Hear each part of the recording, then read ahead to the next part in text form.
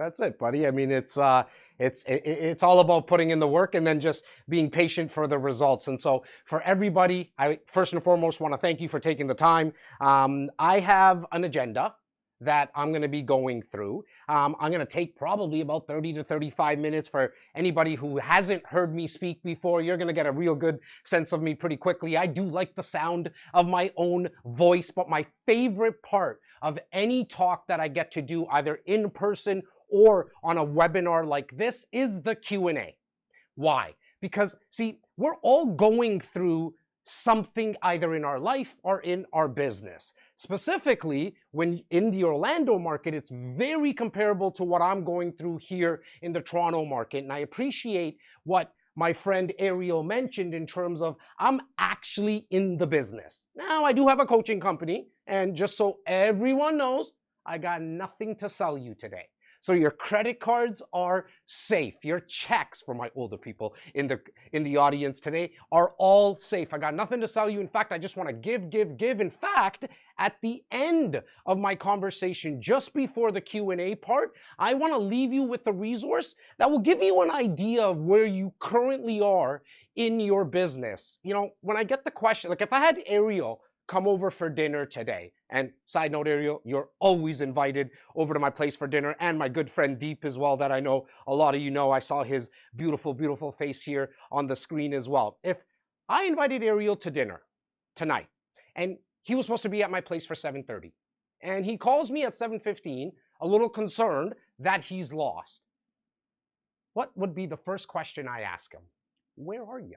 So I can help you navigate to get to my house. What do you see? Any landscapes? Do you see any street signs? And so what I want to do after my talk today is make sure that I leave you with a resource to give you an idea where you currently are in your business, specifically with the 5 pillars that I'm going to introduce to you that I've been using for over 31 years in the sales industry when it comes to high ticket sales and relationship building sales. Real estate for me, specifically in the Toronto, Greater Toronto area, and I love the balloons here, keep the chat guys going, has been coming up to now 21 years. And my team, and I say this with the utmost humility, it is not to impress you guys whatsoever. My team in all of Canada has always been in the top 3 approximately, like for the last 12 to 13 years. We do a little over, I'm going to say about $400 to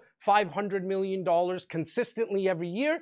Obviously, the last couple of years, as my friends and family know here in Orlando, the market's changed.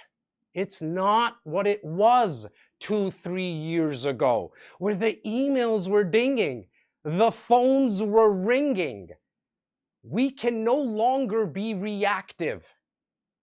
We have to take on the mindset that we have to be proactive, because at the end of the day, your lender, if you have a mortgage, or your landlord, if you're currently renting, doesn't give a shit about what's happening in the real estate market. They're looking at the 1st and the 15th, and that's just talking about one of the expenses. So sitting back and putting your feet up, if you need some rest, I am a big believer of making sure that you don't burn out. In fact, my 5 pillars, which is known as the Jas Takhar 5-pillar sales method, is to ensure that you have more consistent income without burning out. But if you're someone who's just waiting for business, I apologize for this next sentence, but you are going to fall out of business very soon. Because, see, the top 1% producers, their sales have dropped as well. But they're sharks. And as Ariel mentioned, they are some lions and some tigers in there. And so they're not going to sit back. They're not going to wait. And so the market share of deals, just sheer black and white numbers, sales volume has come down. Now, we can sit and complain about it, or we can start to put some systems together. I have been able to coach thousands of people, and I've been able to see that you don't need to be the smartest person. In fact, some of the smartest people I've ever met in life don't just cut it in sales. In fact, On the flip side, so many average people do very well in sales. Why? Because they have systems in place. See, it doesn't matter the color of your skin in sales. It matters how thick your skin is. I want you to take lots of notes. I am going to give. And as I mentioned, I have nothing to sell. Take a lot of notes because I'm going to keep dropping nuggets for you guys, not only from a mindset perspective, but from an actual tactical perspective that you can use right away. As Ariel mentioned, I'm not just somebody who's now coaching, and that's all I do. No disrespect to all the coaches out there, but I'm in the game, and I'm confident when I tell you I'm one of the top player coaches in the industry of high ticket sales. Why? Because I'm still selling. I just got off the phone with clients. And after this, I'll be on the phone with clients. I'm navigating this market that we're in. Months of inventory in the greater Toronto area right now, this might sound familiar to you guys, is hovering around 9 to 10 months. Guys, that's up from like 2 hours of inventory a couple of years ago. And so we have to do something different because we all know the definition of insanity is expecting the same results over and over again without changing anything. And so I want to start with my first pillar. But before I go into that, I want you to picture a car, your car. To make sure it drives, you need a steering wheel, and you want to ensure that you have 4 inflated tires. It's probably a good idea. And so my 5 pillars that I speak about, I'm going to keep coming back to this analogy in reference of the car. And the steering wheel is where we want to ensure we have the most predictability. And that is my 5th pillar, which is the appointment engine that I'm going to speak to you about. But before that, let's talk about the 4 tires. The first tire that has to be in place is time blocking and productivity. How many times have you said this to yourself or to maybe Ariel or Deep or maybe your partner at home? I just don't have enough time. I know all these things. That good-looking Indian guy that came on this webinar on a Thursday morning, he gave me a lot of good stuff, but I just don't have the time to do it. But we all have the same amount of hours and minutes in the day. So why does it seem like some people are able to get a lot more done than others? They put their pants on one leg at a time. We all breathe the same air. It's a matter of making sure they're disciplined. See, I'm not here today to motivate you. I've been through that, where I motivate the crap out of you on this Thursday morning and then, fuck. And hopefully nobody has some younger kids listening right now because I'm about to make sure I go into my F-bomb. So if that bothers you, I might see the participant numbers go down, and that's okay. But see, if you do not start to block out the important stuff in your life, you will get burnt out and your income will suffer. I've been through it. And I'm still at times going through that challenge, and I pivot along the way. But I knew I needed to find a better system because my relationships were suffering. My wife had divorce papers lined up on the dining room table every night when I came home. She was threatening it every single day. My kids, the experiences I was having with them were a lack thereof. My health was deteriorating because I was working 13, 14 hours a day, all day, every day. But it seemed like I never got anything really done. And that's when I started to search. I started to ask better questions. Here's something, if you haven't written something down, I urge you to write this down. The quality of your life will be determined by the quality of questions you ask yourself. The quality of your life will be determined by the quality of questions you ask yourself, because if you ask yourself every single day, why am I so stupid? Why can't I make enough money? Why can't I figure this out? Why am I not good enough? The brain, long before ChatGPT and Google, will give you the answers and say, well, here's some reasons why you're an idiot. Here's why you can't do this. But here's the beautiful thing about the fact that whatever neurons fire together, wire together. That when you ask higher quality questions of how can I ensure that I have a slightly better balance in my life? How can I ensure that I have more time to spend with myself first to prime the actual engine? How do I ensure that I still increase my income and revenue every year and spend more time with my family, friends, and my responsibilities to my community/church and temples and synagogues and mosques and go on?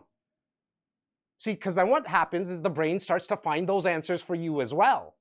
And that's when I started to meet people that were having a slightly better balance in their business and life, and they were doing it with blocking out time, ensuring that the most important blocks they put in first were the ones that were ensuring that they could have some mental well-being. They can make sure that they give to themselves first, because what good are you to anyone else if you're not giving to yourself? You want to give more love to people? Give your self-love first. You can't give someone something that you don't have. You need to be overflowing with it. And so before everything would deteriorate in my life, I ensured that I put those blocks in from a personal perspective in first. Then I went to my business and I said, what is the most important part of business? It's to have people, to have business to do. There's a bunch of words that people use. This is where I lose people, because I'm going to say one of those dirty, ugly words in sales. Prospecting, lead generation, business development. It's the most important. And what these top 1 producers started to do, and the shift that I made, was my mornings from a 9 to 11:30 to 12 perspective was all about generating business. All of it.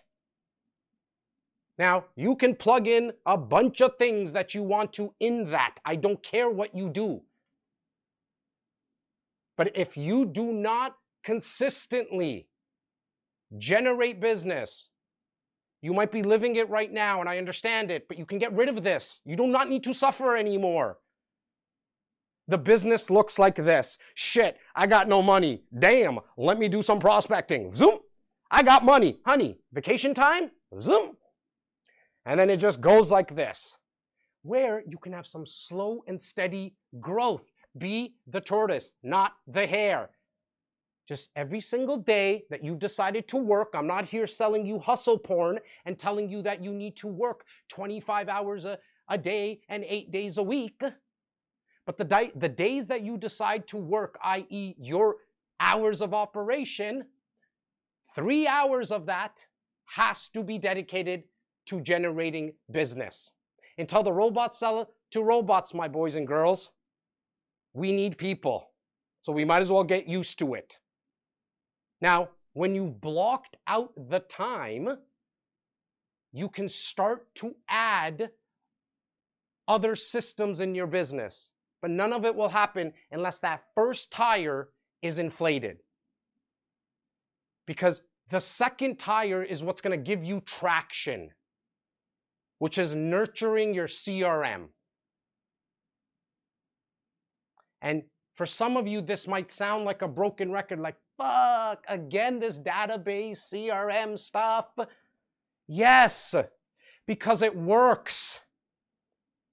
You're looking at a guy that can hardly spell half of the words I'm saying to you today.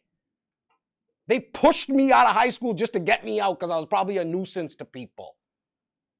But what I've always done in sales is ensure that, like a suitcase, I take my network with me. I started selling shoes at the age of 12. I started selling newspapers at the age of 12, started selling shoes at the age of 15. Now, not the Al Bundy type, and some of my older people are going to get that reference, or you might get it when you're driving home. To the younger people, Google it. What does he mean by the Al Bundy type? It was helping sprinters and marathon runners. But what I did is when I jumped into car sales at a very high level at the age of 18, I reached out to everybody that I not sold shoes to, because I'd be lying to you if I said at 16 I knew the CRM stuff. But the guys and gals that I sold shoes with were still people I stayed in contact with. So I called everybody and told them what I do now.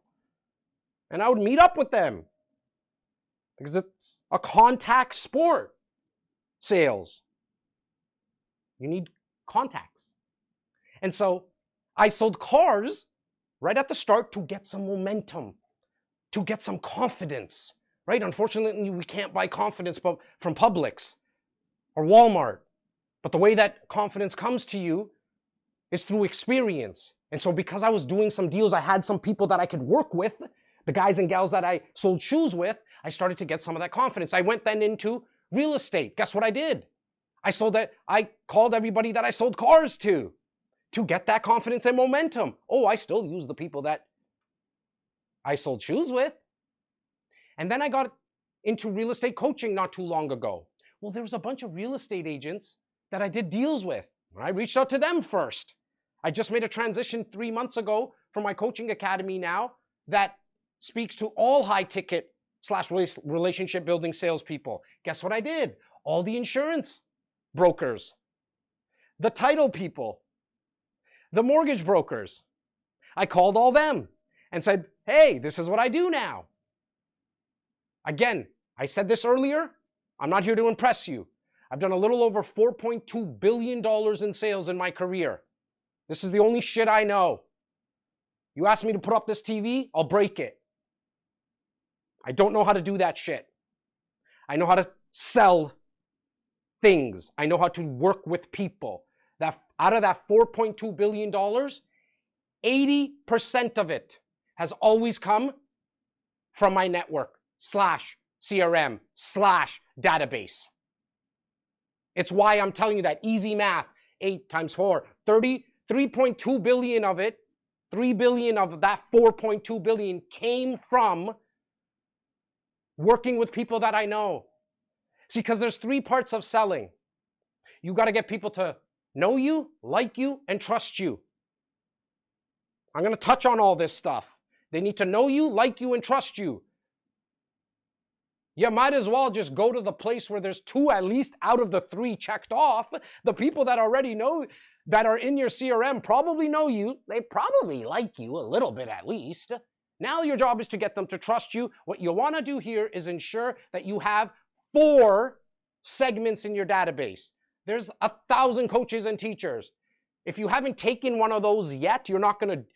There's a reason why, because it's a slightly confusing. So I broke it down to 4 ways to segment your database. Nice and simple. Past clients, anything you've ever sold. Why? They've trusted you already. The exchange of money's happened. They like you. Doesn't matter if it's in a different industry you were in previously. Number 2 is prospects.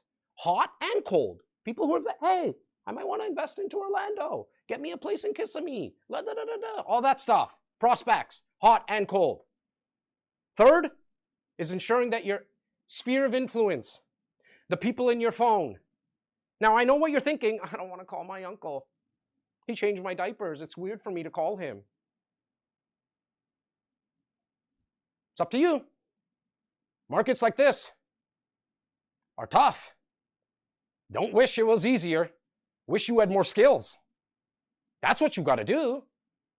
The 4th segment is other service providers. Because our friend Chris, I believe, and if I said his name wrong, that was speaking earlier, I apologize up front.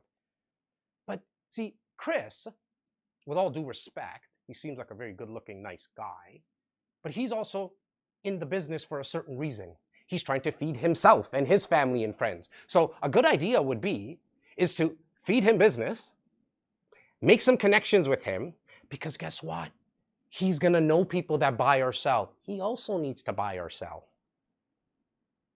So making sure that you have all your service providers, all the mortgage, everyone into your database and making connections with them would be a very smart idea. See, you're not short on leads. You're short on follow-up. I'm going to say that again for everybody. You're not short on leads. You're short on following up.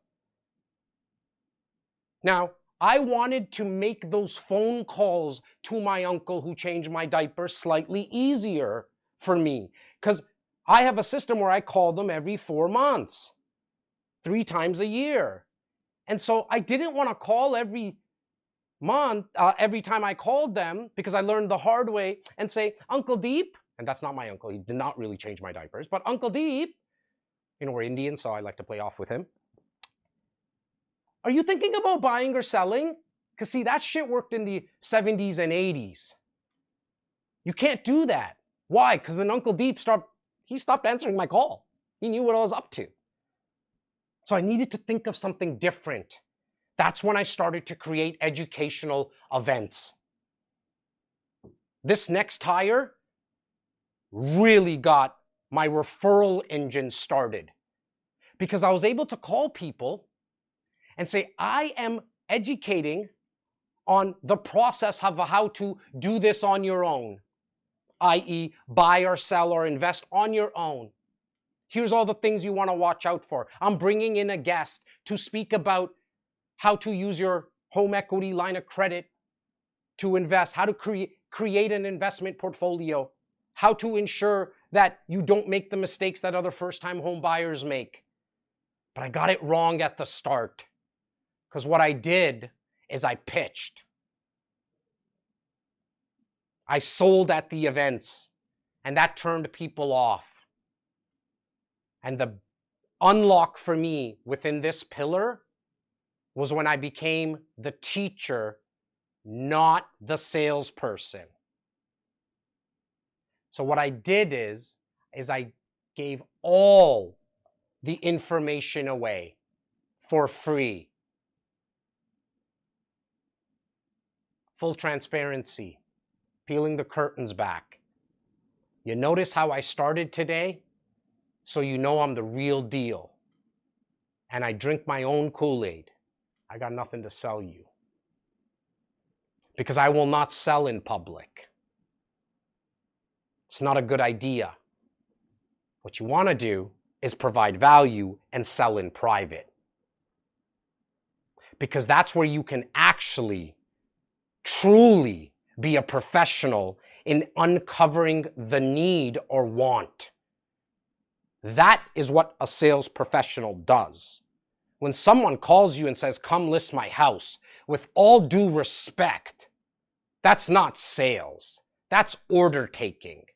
I'm not here to say to you to say not to take that order, but that's not sales. And so what I started to do was at scale was it started with 5 people at my event. It then went to 10 and 20 and 100, 500. And then webinars started to come out. Then I was able to speak to thousands of people all at once. Never really thinking that I'm going to get everyone. We have a lot of beautiful people on here. And some people are a little conscious, don't want to put their camera on. I urge you to put your camera on, by the way, because if you can get used to putting your camera on this type of setting, my next pillar is really something that you need to start with. So you might want to start putting your camera on just to get comfortable with it. Because the good thing is, my boy Herman is not probably going to buy anything from Diana. So you don't need to be worried. This should be your lab. Make these things your lab.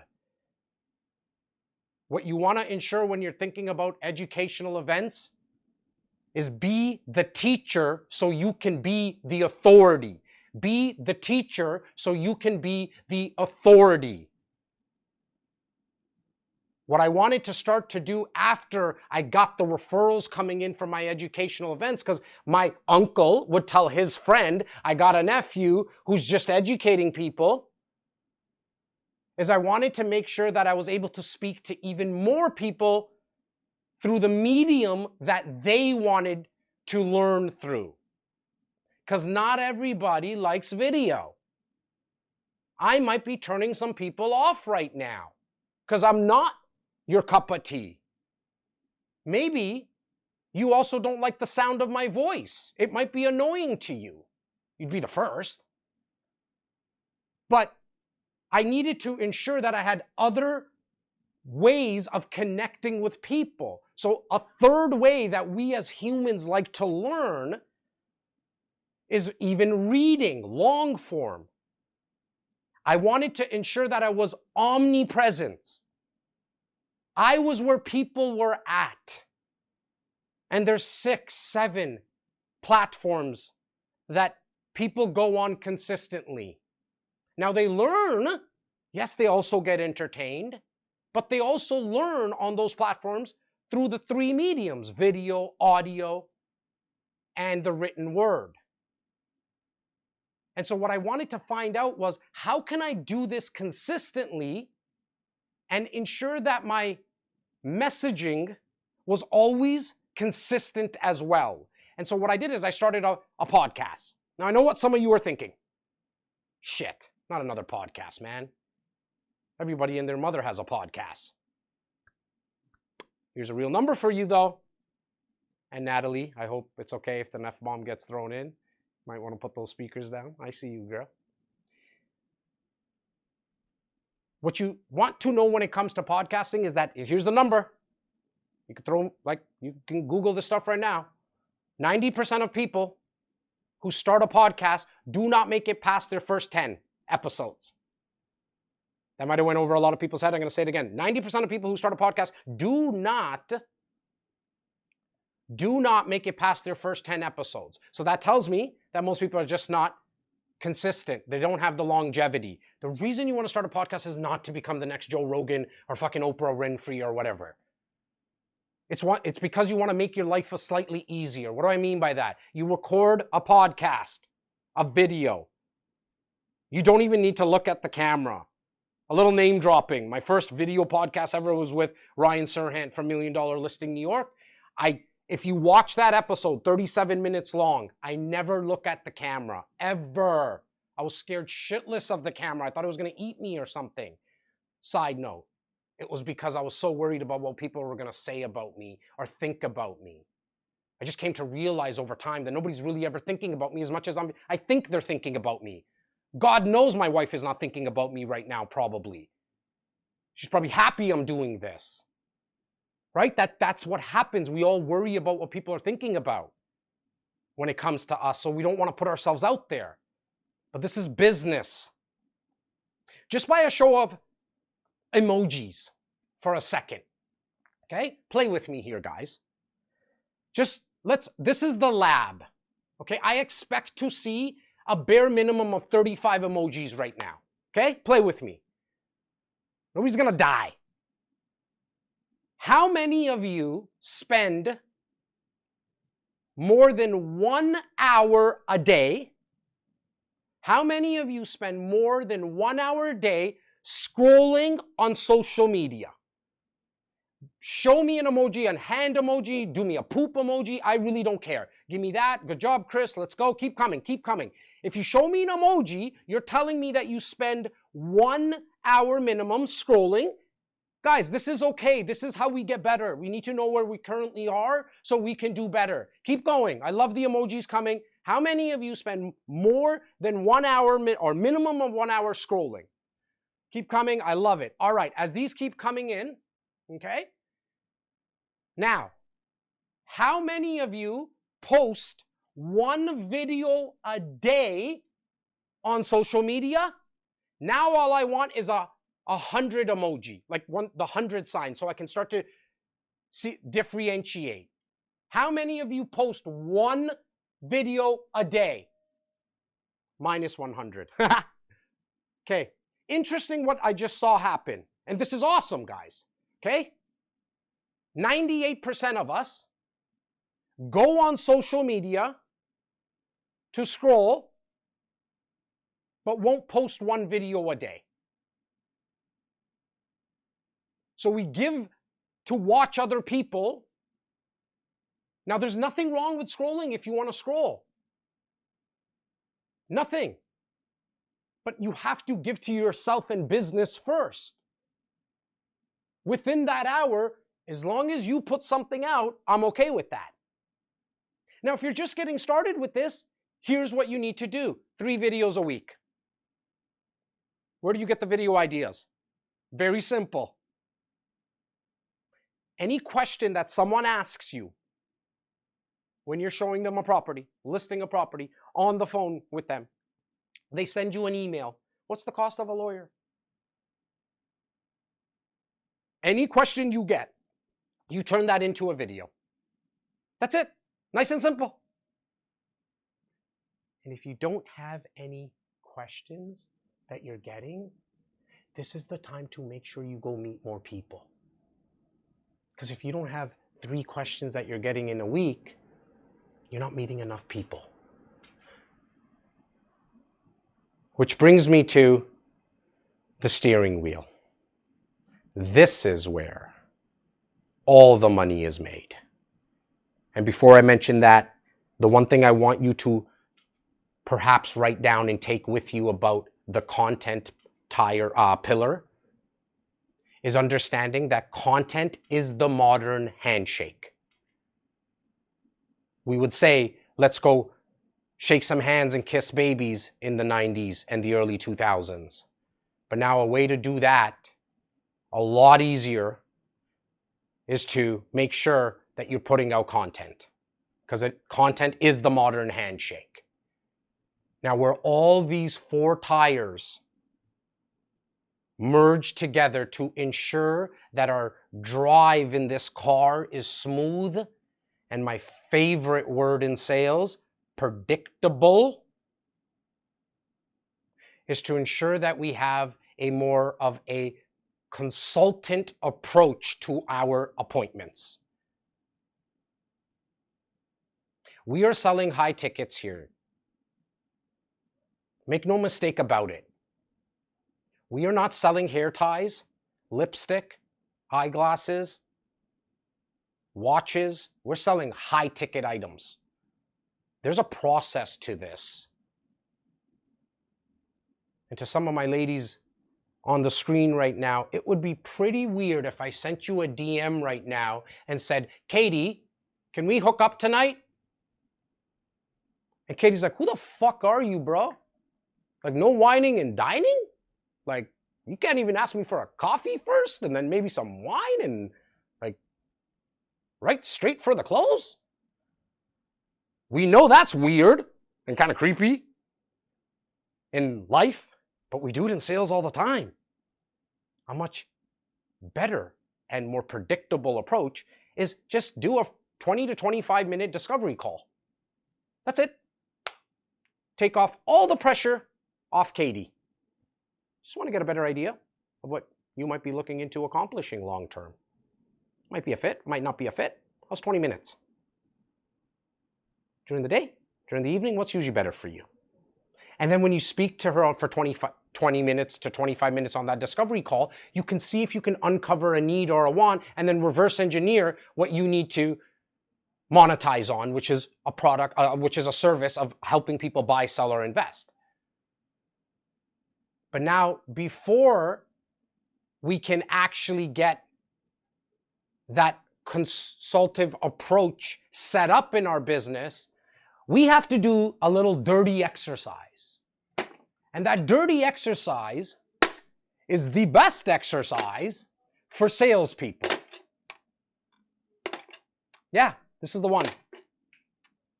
You need to call people outbound and have conversations. Because conversations lead to conversions. It's why the word is called leads that you're looking for. You're always, I want more leads. Conversations lead to more conversions. And the time that you do that is in the morning. You want to make sure that you're booking appointments, taking appointments, and then converting those appointments. Now, I went over the 5 pillars pretty quickly today. And some of you might be wondering, well, I do actually have the air in the tire of content, Jas, because there was people who were putting up content. I do have air in my tires already when it comes to the time blocking. but my steering wheel is not working well. My steering wheel is amazing, Jas, but I have the shittiest life right now. I'm working all day, every single day. So I don't have air in that tire of time blocking and productivity, or I have never done an event. And so I want you to take a resource from me right now that my team member Xavier is putting in the link. It's jastakharcoaching.com/scorecard, which will give you an idea of where you are. So when Ariel calls me and he says, Jas, I'm running late, but I'm also lost. When I ask him, where are you? This scorecard is answering that for your business now. Where are you in your business? What tire doesn't have air in it? Because here's the truth. If all tires had air in it and the steering wheel was working well, you probably wouldn't be here. So with that, I will take any and all questions. I'll decide what I'll answer. That's a joke. Ask me any questions. I don't know how you guys like to do it in terms of in the chat, or if you're comfortable, raise your hand, put your camera on. I'm here to answer questions for you. Sorry, what's your name, brother? Chris, what's up?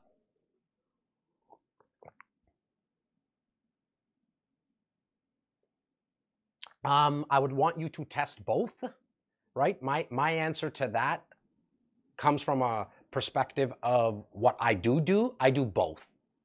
So I do 30-second videos, I do 60-second videos, I do 60-minute videos, right? And here's the big unlock in the brain, okay, Chris? Meaning, because remember, guys, what's really important is understanding, okay, that whatever neurons fire together, they wire together.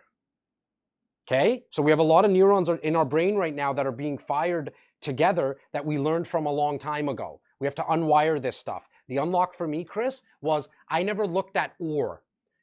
Like, right? And I love this, right? You're okay to play with me, right, bro? For a minute? Right, Chris? You said, Jas, 30 seconds or 60? Unlock for me was 30 seconds and 60 seconds. You look at it differently now, right? You're like, okay, I could do both. Now, you might find that, man, I put, excuse me, 10 30-second videos, 10 60-second videos. My views on my 60 seconds were way higher than you do more of the 60 seconds. Does that make sense? Awesome. All right. Next, guys, keep them coming. Rapid fire them at me. I really, really appreciate it. Am I good on time, Ariel? Maybe just a thumbs up for me if I'm good. Okay. Awesome, guys. Make sure, and go ahead, Ariel.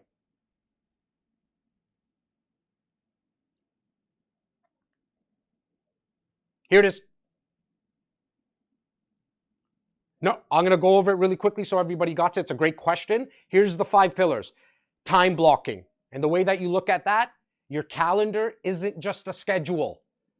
It's your blueprint for wealth. Number 2, CRM and nurturing. You're not short on leads, you're short on follow-up. Number 3, events. Teach something. Become the trusted guide. Number 4, content and social media. Content is the modern handshake. Number 5, the appointment engine. Without booked appointments, the rest is just noise.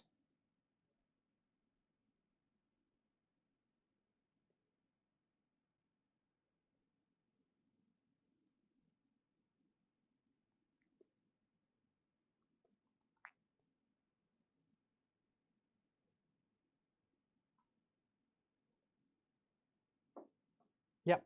And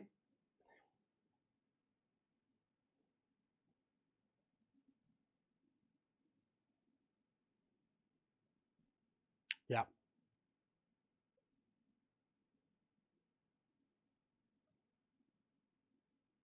Yep.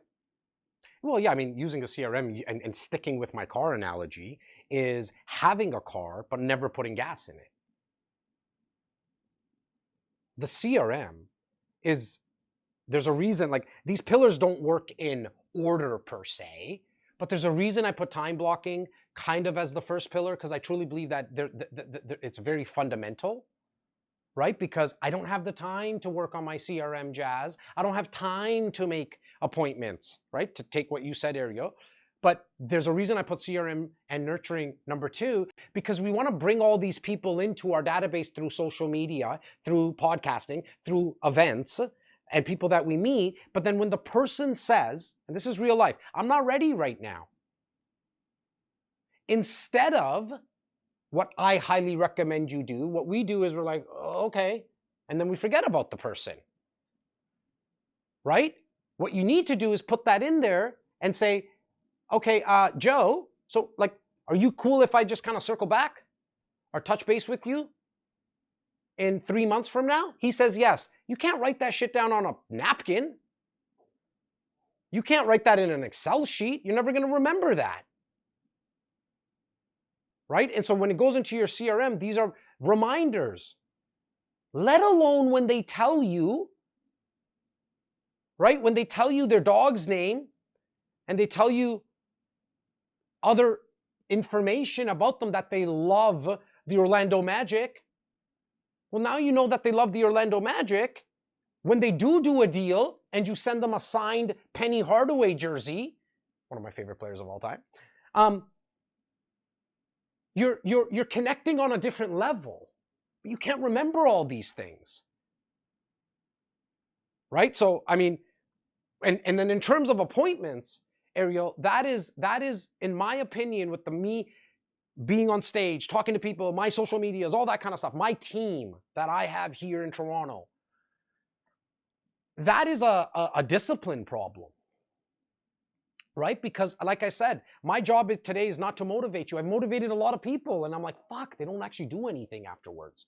Oh, right, because motivation doesn't really last. It's like taking a bath. It's recommended daily. Okay, so I can't give it to them daily. Okay, and then I went to my new thing, which was I'm going to inspire the shit out of people, which then I felt really good. You know what I mean? But what it's really about now, it's about making an impact. For me, it's about making an impact because that's memorable for you. Right? So discipline will always beat motivation. Everything that you want in your life that you don't have right now is because of the lack of discipline. It takes discipline to go to sleep early so you wake up charged in the morning. It takes discipline for me to have a 12 and a 10-year-old that sometimes talk back, but I'm not allowed to hit them. So it takes discipline to hold that shit back. It takes discipline for me to pick up the phone, take the rejection, and then do it again. And I do that because my why is strong. I can't talk to you about that right now because we'll go on for hours. But if you want to start to be pulled towards something rather than pushing every day, you should have your why reminded to you every moment of the day, anytime you don't take action on what you're supposed to. That's discipline, guys. So you have children, you want to leave a bigger impact, whatever it is, it doesn't matter. It's yours. Hold it. And then remind yourself of that daily, because if you don't do the actions, then you don't deserve the results. Because the truth is, you can't be mad at yourself for the results you don't get for the work you don't do. Right, guys? You can't be mad at yourself for the results you didn't get for the work you didn't do. I'm out here working. Ariel's out here working. A lot of you are out here working. That's awesome. You know, but nobody really gives a shit. Really. I'm sorry to say. You're working, great. You're not working, great. It changes nothing in my life. And my sob stories, if I tell you, really don't change anything. You'll have some empathy for me. But then you're going to move on. Right? So you have to do this for yourself. Keep the questions coming, guys. I love this. Smack them. Facts. Preach. I love it. Keep it coming. What's up, buddy?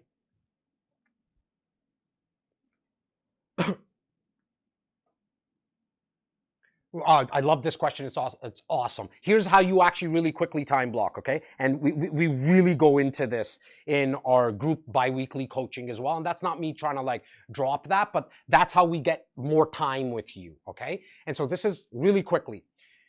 Block out all the personal stuff first. That's the most important. Why? Because you're going to start to feel guilty when you're at work and you're not attending to your family or your friends or your community. On the flip side, I had this happen to me a lot as well. When I spent time with my kids, this is real, right? I spent time with my kids and my wife. I felt guilty that I wasn't working. Like something had to give here. I was fucked. I'm working, I'm guilty because I'm not with my family. I'm with my family, I'm feeling guilty because I'm not working. So what did I do? Said, honey, when do you like to go out on date night? You pick, hon. Fridays? Awesome. Every Friday, I'm shut down for business. Unless a client calls me and says, I need to put in an offer, that is, that has to be done. But if I look at my 22-year career, Friday nights, I've done 10 offers in my life. Okay? So I have a lot of data. And you can probably look at this as well. Friday nights, I'm closed. Guys, if we go to Starbucks at 3 o'clock in the morning and it's closed, are you guys going to start throwing rocks at the window and saying, like, open up for me? No. They're closed. Right? This nonsense on our business cards. I'm open 24 hours. You already are behind the 8 ball in this because you're a fucking liar. When we say on our business cards, we're the worst. I'm one of you as a real estate agent. We say we're open call me 24 hours. Liar. If I call you at 3 o'clock in the morning, you're sleeping. Why are you telling people that? You call a doctor and say, Doc, I'm not feeling well. I'm coming over right now. He's going to say, excuse me, first and foremost, how did you get my number directly? Number 2, are you new to this? I'm going to patch you through to my secretary and she'll tell you when I'm available. Thank you. It's an emergency. Call 911. What you calling me for? Right? But we run our businesses like this. Not a good idea. So put in all my big rocks first, I call them, all my personal stuff. And then 9 to 12, sacred. Like there's no dicking around, fooling around, none of that. There's no scrolling on social media for me. Now, within those mornings, I'm calling people, I'm doing webinars like this. This is lead generation. Right? It's business development. I'm in front of how many agents right now? Okay? And then I put out content at that time. So you're allowed to be on social media as long as you're posting at that time. And then the afternoons, to answer the rest of the question, in the afternoons, that's when I'm servicing. So here's the most simple way to look at it. Mornings are for sales, afternoon and evenings are for servicing. You got to service. You got to list a house. You got to take an offer. You got to do home inspections, blah, blah, blah, blah, blah, blah, blah. All that. Home inspector calls you and says, I'm doing the home inspection at 11. I say, oh, that's awesome, home inspector. We can't do it at 11. I have an appointment. House 2 or 4? The home inspector says to you, no, has to be at 11. Okay, this will be the last fucking home that you inspect for me because you're telling me what time? Bro, if I don't make calls from 9 to 11, there ain't going to be many homes to inspect. For me anyways. Right?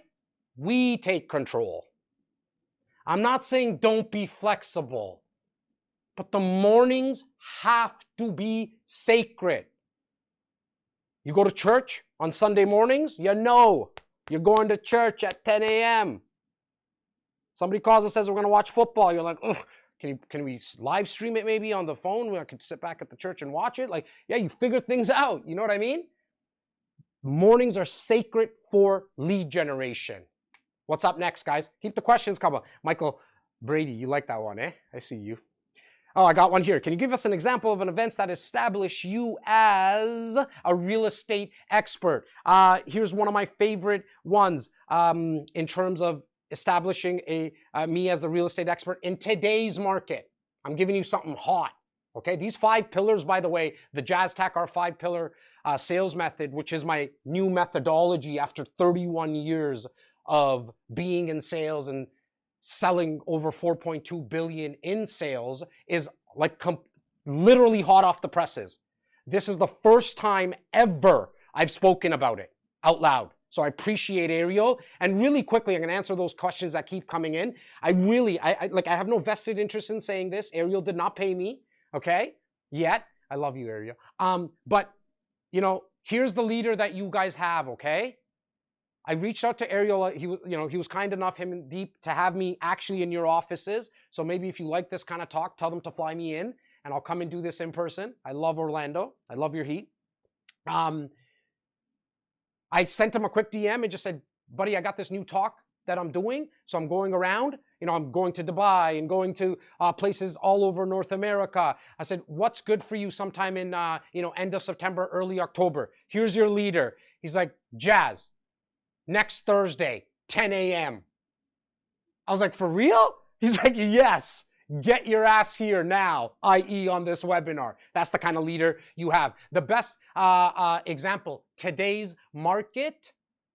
If you have investors that have negative cash flow, can somebody just nod your heads if that's happening in your market right now? Negative cash flow on properties, guys?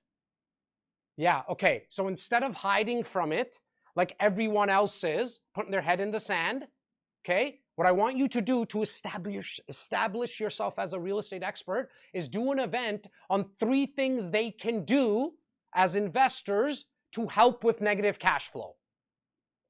I got you guys, because you're like, what the fuck can you do with negative cash flow? Okay? We are living at the best time of technology, guys. What you hold in the palm of your hands is stronger than what Ronald Reagan had when he was president. This device that you hold in your hand is stronger and more technologically advanced than what Ronald Reagan had when he was president. You go into AI, i.e. Google Chrome, ChatGPT, Grok, and say, I'm putting on an event where I need to help investors that have negative cash flow. Can you give me 10 ideas that they can do right now currently? In 3.1 seconds, it gives you 10 ideas. And then you say, oh, by the way, can you write me an email to invite people? Oh, by the way, can you give me some talking points? Oh, by the way, can you tell me some other experts in the area that might want to do this with me together and give me their link to their websites and Instagram profile? Oh, by the way, I keep going. Cool? For the people like myself, actually, there was a question above. Can we just scroll? Z, is that you, brother? Thank you. Yes. What do you say to agents that receive a lead, buyer or tenant, and they go to that home is under contract already, instead of building that relationship?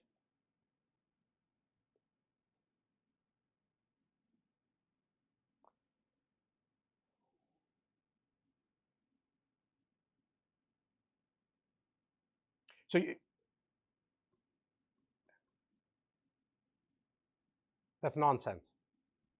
So why would, so hang on. So just so I understand this properly.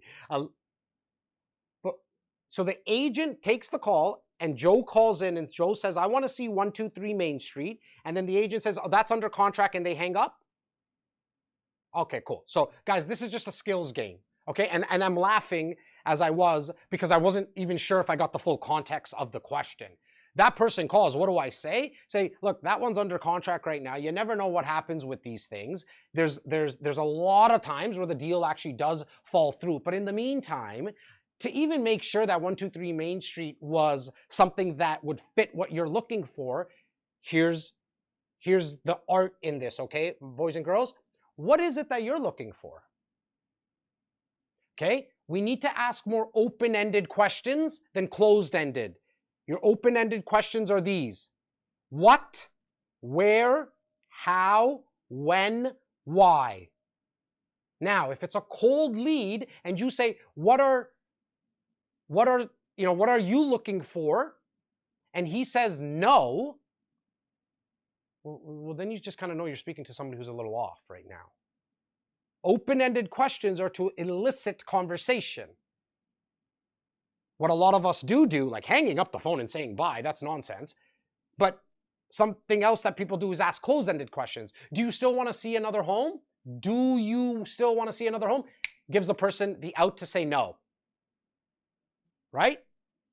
And look, I learned this from back in the days from dating, because I never walked into a bar and a girl said, look at that hot guy. I just wasn't that guy. I still not. Skimmed down a little bit, so maybe that helps. I don't know.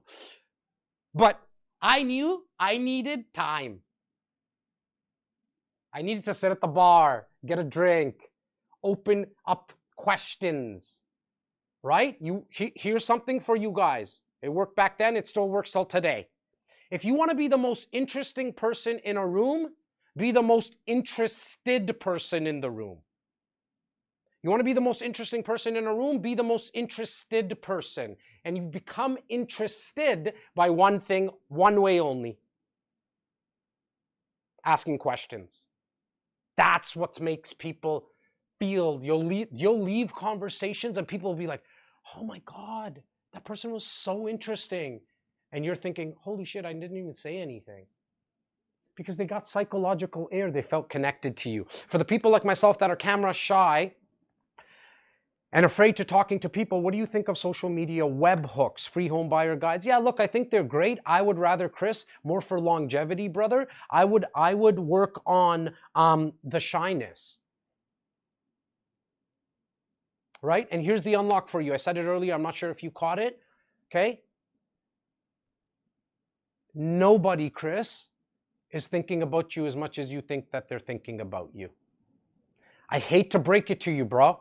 Like I'm full of love and compassion. It's how I coach. It's how I sell stuff truly. Okay, and that's gonna, like, who cares what I just said in that sense? But so this is coming from love and compassion, brother. You're not that important. You're just not that important, Chris. I got my own shit, bro. And you know that too. You got your own stuff right now. You're not really worried about all mine. Right? And so when you're camera shy, it's because you're thinking about what's happening. Here's a quick little trick as well when it comes to content. When you're doing a video, just talk to one person. Just talk to one person. That's it. You know, you build the skills up. Guys, I told you, go watch my first video on my YouTube page. Z, put in the link to my YouTube page. It's, or I don't know if you can, Bo, YouTube/Z, you don't have to do it. Bo will do it. I'm not saying that you don't have to subscribe, nothing. Go watch it. Okay, I have a free podcast, by the way. It's all talks about sales. That's all it is, Q&A style. But I used to bring a lot of guests on. So I've had the guys like PBD and Gary Vee and Grant Cardone and Robert Kiyosaki and all these guys on my podcast, okay? But the first one I didn't look at the camera because I was so scared. Guys, if I show you, I can't do this right now because I'll ruin my team's tech setup. I have like 5 cameras on me right now. You know? And at the same time, I'm flowing, right? Like, I got Colby here. I got my boy Kenneth in a car. I got my, I made the note about Michael Brady. He liked the church joke, kind of. I'm not sure. Maybe he pissed off at me. I'm not sure. You know what I mean? I see everybody. I got a main user. I'm not sure what her name is, but she's been smiling a lot. That comes over time. That comes over time, not right away, right? So we just need to take the first step. Not trying to get all philosophical, but I think Dr. Martin Luther King said it the best. He said, not I have a dream. No, he said, you do not need to see the full staircase. You just need to see the first step. Your first step, my man, is the first video. You really want to get engagement and you really want to get over the shyness and realize how many people don't care about you. You're like, I'm Chris, and I don't really like doing video. In fact, I'm shy, but I just want to tell you why I got into real estate. You don't need a script, buddy. You lived the friggin' thing. You know what I mean? You lived it. You lived why you got into real estate. That's your story. Right? All right. Keep the questions coming. Scroll up, ZZ. I'm missing some stuff. Guys, the YouTube link's there. Melly actually put it in. My crew's working today. It's pretty good. Thanks for the motivation and good energy. Who's next? Who's next? Come on in. I know that voice. I usually only speak to you on the phone. So if there's anything, I know the voice. And now you popped up driving. What's up, buddy? Well, and So thank you for mentioning that, Deep. And a couple of things in that. Number one, I never pitched the project, guys.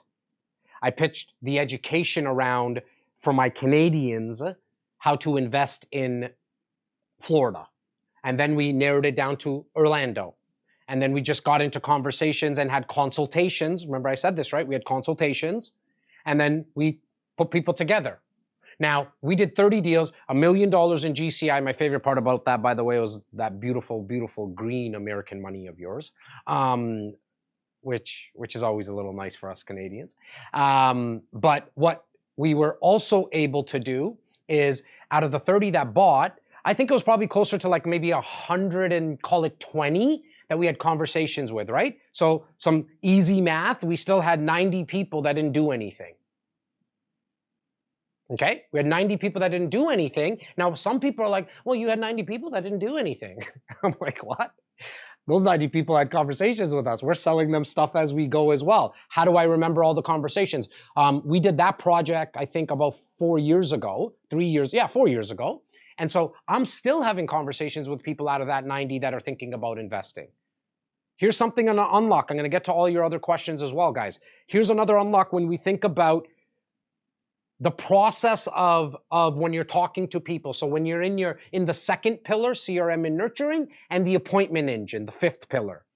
Some will, some won't, so what? Okay? It's not just a saying. It's not just a jazzism. Okay? I really want you to drive this home in your brain. Some will, some won't, so what? So when I'm talking to people, I'm like, all right, Chris might be somebody that does something. All right, Richard, I'm not sure. I'm not just picking on you, Richard. I like your goatee. You know, Jessica, she really hates the voice that's coming out of this webinar right now. Right? You got 300 million people in your country, guys. Even if you got all of them, you wouldn't know what to do with them. Right? You don't need all 300 million. You might need 100. 100 will change your business and really probably change your life. 100 people to trust you to say, yes, let's do business.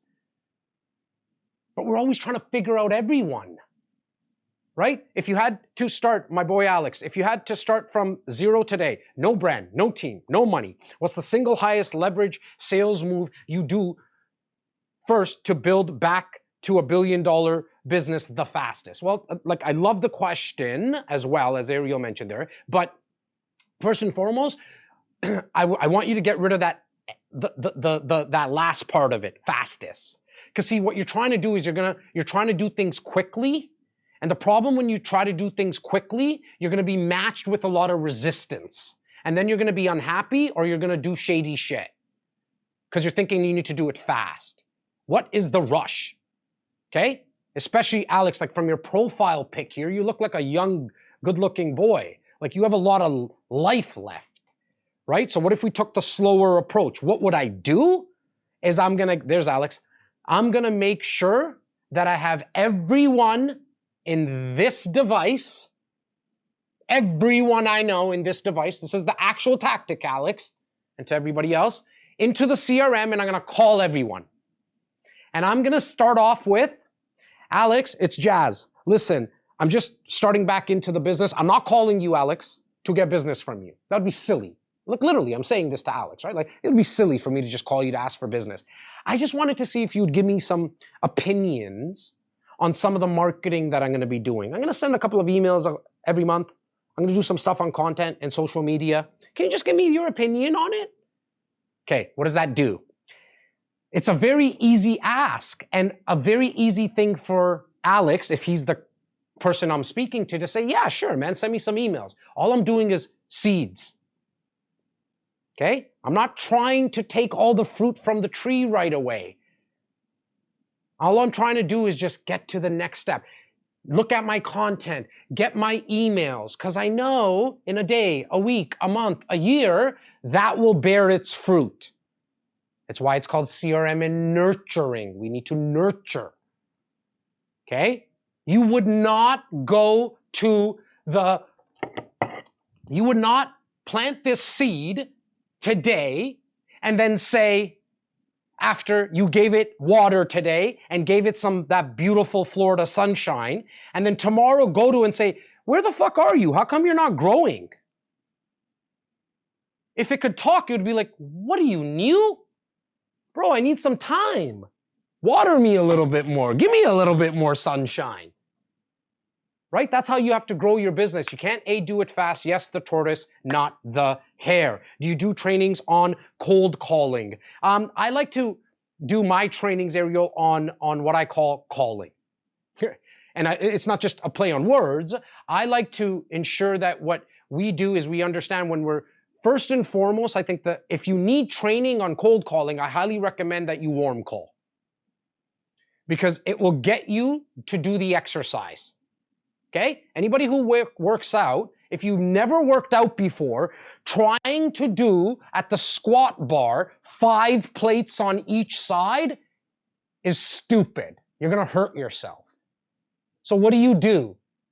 Not the 1 plate or the bar. You just do some, body weights first. Let's just start slow here. Anybody who's been a mom lately, you know how it is. You crawl, you walk, you run. But there's something before crawling. It's called tummy time. And the kid hates it. But you got to put the kid through tummy time. Why? Strengthens up the neck. So the warm calling with people that you already know, it's going to be a little odd for some of you. And that's okay. But then you get that rep in. And then when you get that rep in, we can kind of shift to cold calling. Cold calling to me is just slightly different from warm calling. That's all.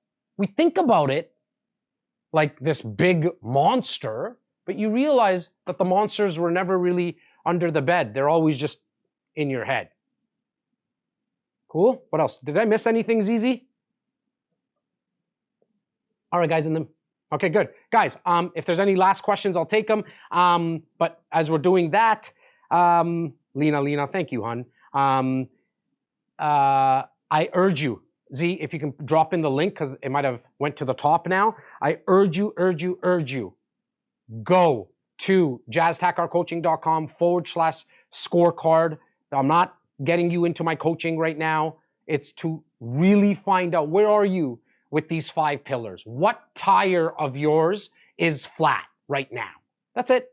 And then you'll get some other emails, not selling you anything through the emails anyways, okay? About more resources. You want to unsub? Cool. No hard feelings. No hard feelings whatsoever.